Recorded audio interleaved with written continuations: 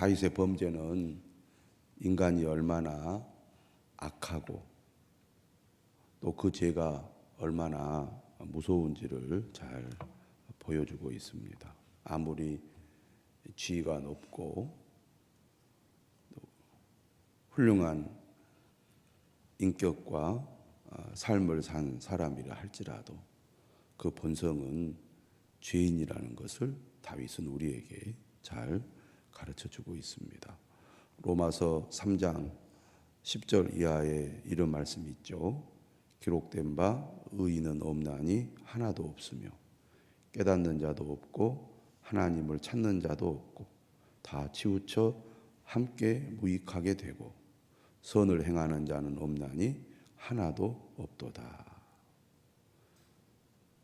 다윗을 보면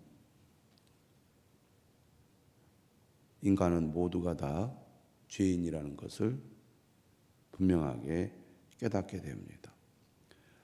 늘 하나님을 찾고 하나님을 의지했던 다윗도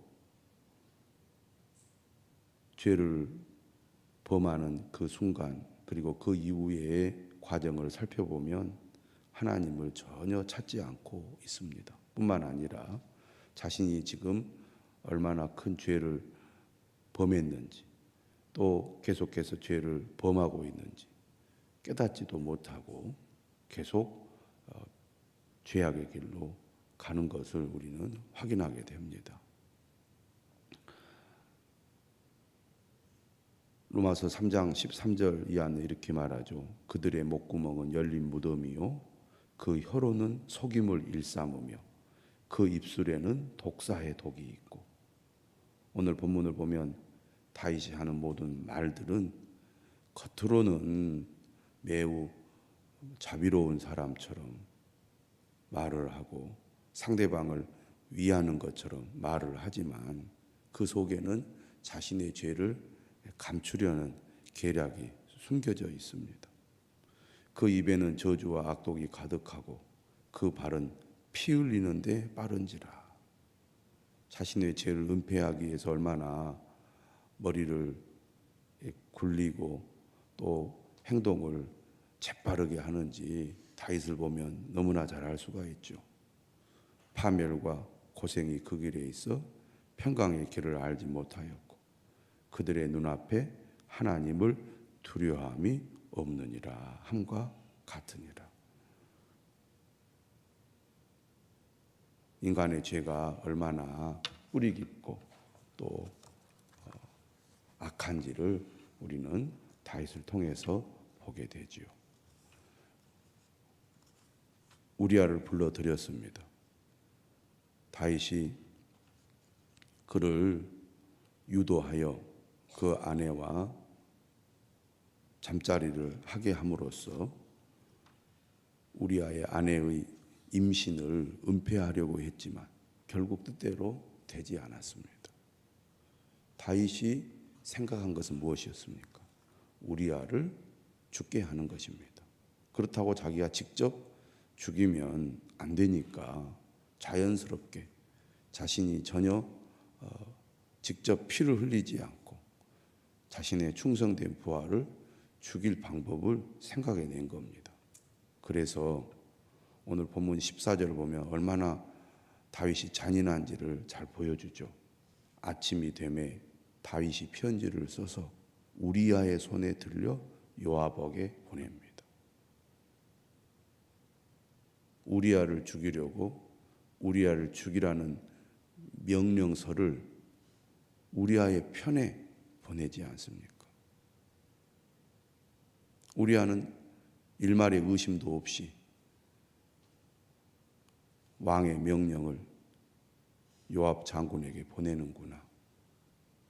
그동안 다윗의 군대가 계속 승리하지 않았습니까?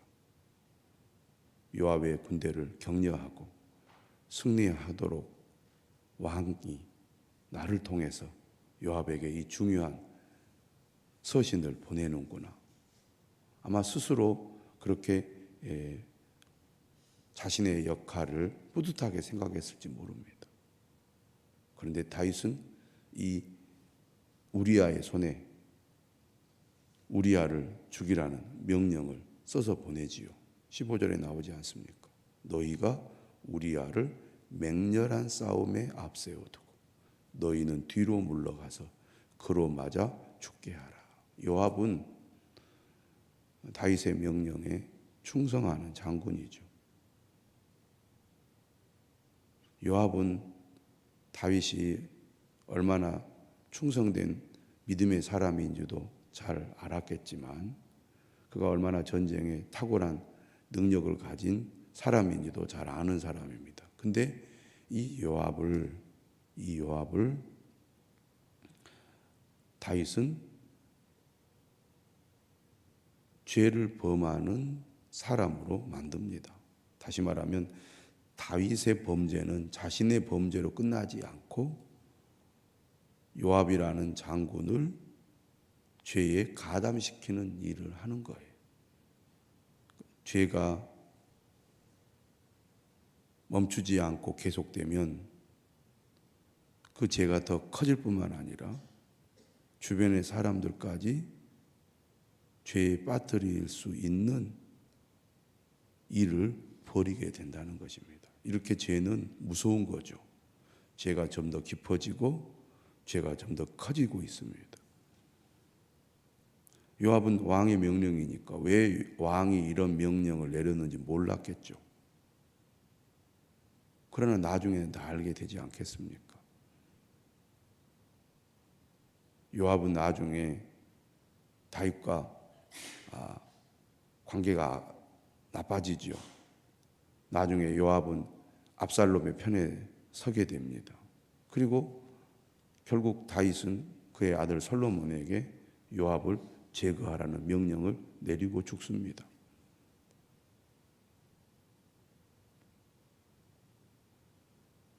오늘 본문에서 요압은 다윗 왕이 시키는 대로 그를 맹렬한 싸움에 앞세워 두지요.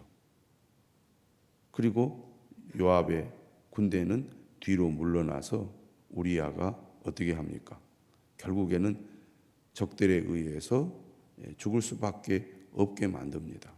17절 그 성 사람들이 나와서 요압과 더불어 싸울 때 다윗의 부하 중 몇 사람이 엎드러지고 햇사람 우리아도 죽으니라.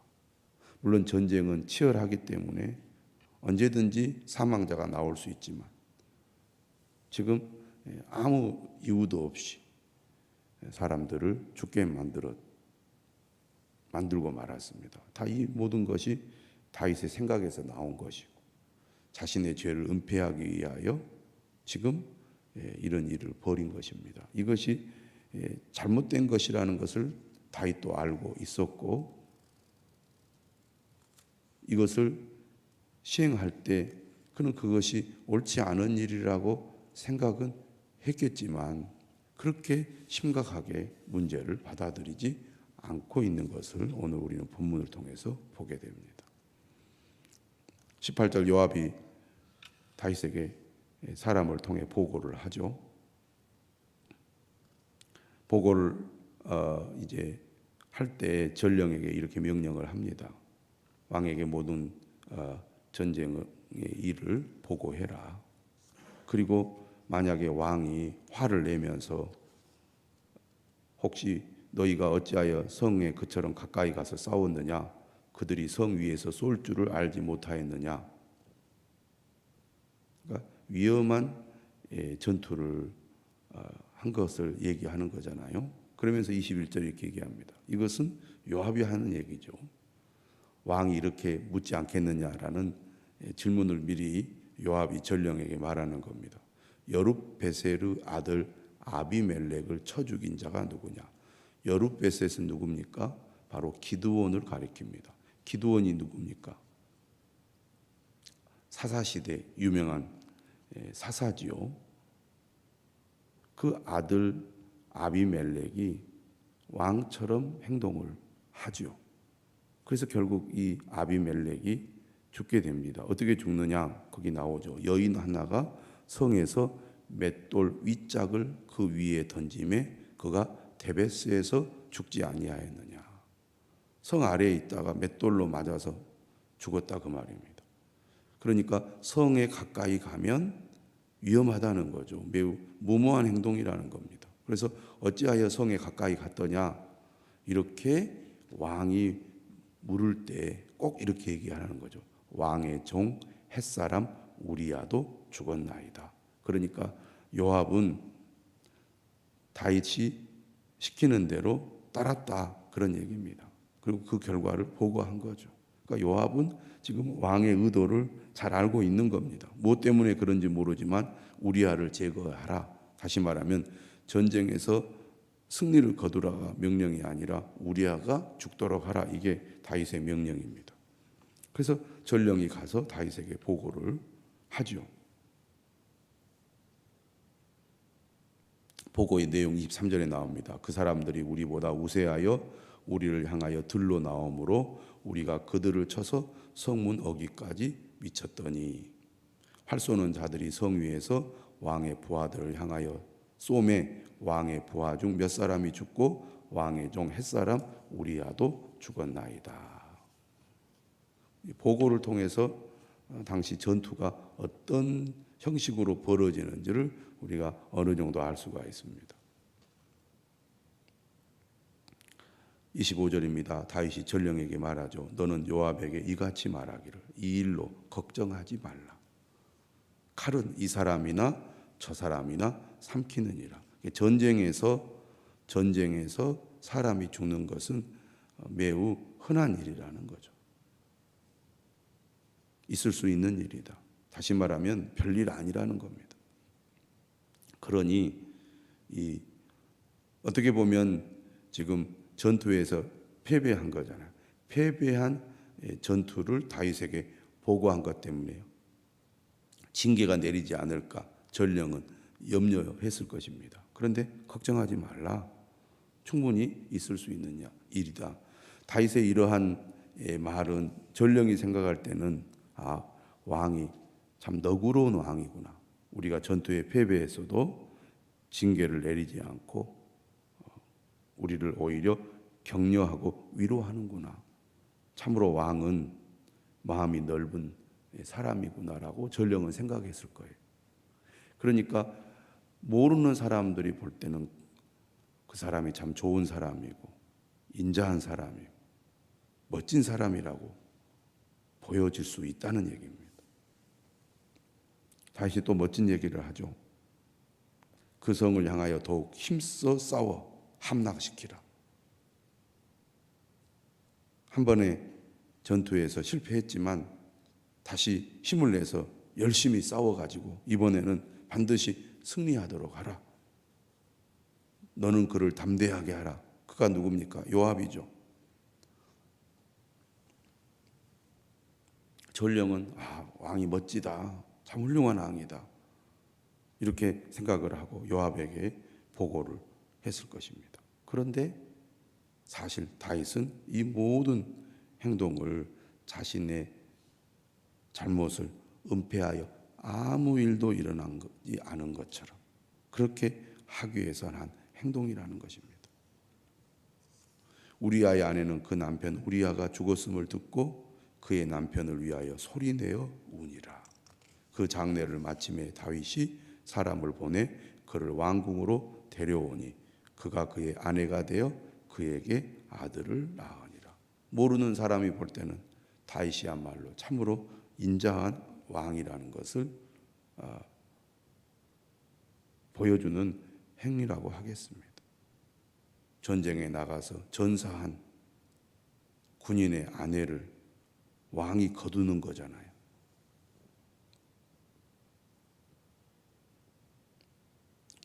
이처럼 한 사람의 범죄는 그 범죄로만 끝나지 않고 더 큰 범죄로 이어지게 되고 다른 사람도 죄에 가담하게 할 뿐만 아니라 더 많은 사람들에게 더 고통을 주는 결과를 낳습니다. 문제는 다윗이 이런 일을 하면서도 전혀 자신이 얼마나 지금 잘못된 일을 하고 있는지를 깨닫지 못하고 있다는 것입니다.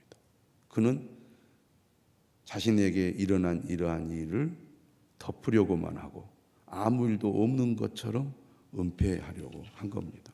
만약에 우리아의 아내와 다윗이 입을 다물면 누가 알겠습니까? 요압이 알겠습니까?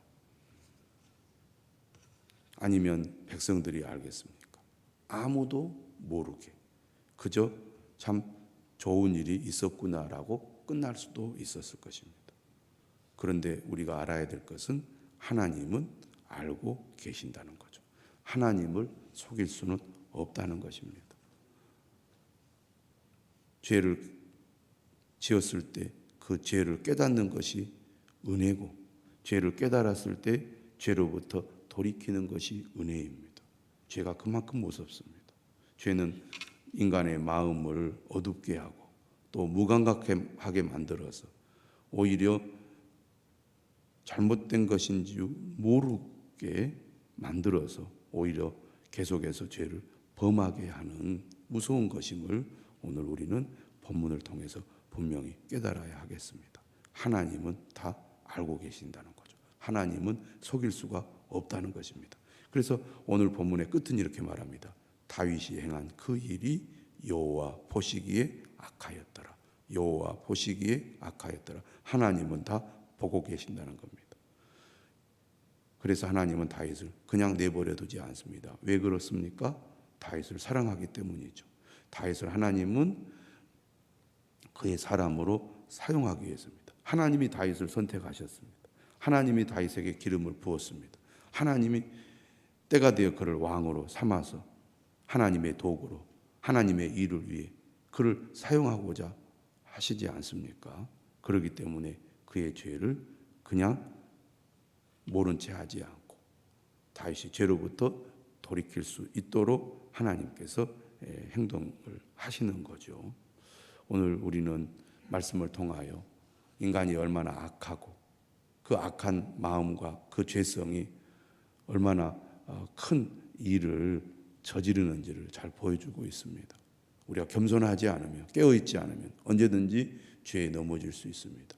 깨어있지 않으면 우리가 죄를 깨닫지 못하고 죄로부터 돌이키지 못한다는 것을 다시 한번 분명히 깨달아야 되겠습니다. 죄 짓는 것도 나쁘지만 죄로부터 돌이키지 않는 것이 훨씬 더 나쁘다는 것을 우리는 다시 한번 깨닫고 하나님이 다 알고 계시고 하나님이 판단하신다는 것을 깨닫고 죄에 대해서 두려운 마음을 가져야 될 것입니다.